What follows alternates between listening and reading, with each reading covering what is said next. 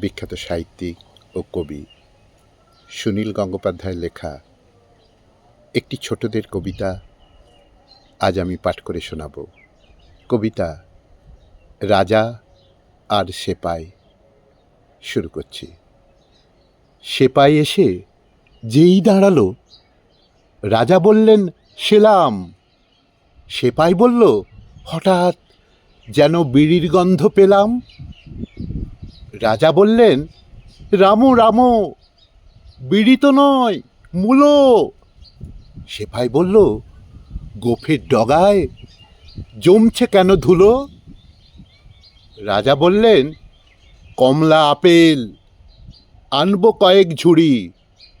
সেপাই বলল, কোথায় আমার পেঁয়াজ লঙ্কা মুড়ি? রাজা বললেন, বসুন আগে, এই যে সিংহাসন। সেপাই বলল, নোংরা ওটা, মাছিতে ভন ভন।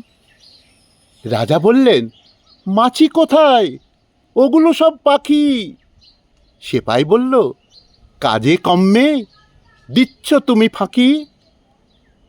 রাজা বললেন, নাচার হুজুর, দেখাচ্ছি পা তুলে, কত বড় ফোসকা আমার, জুতো দিন না খুলে। কত বড় ফোসকা আমার, জুতো দিন না খুলে।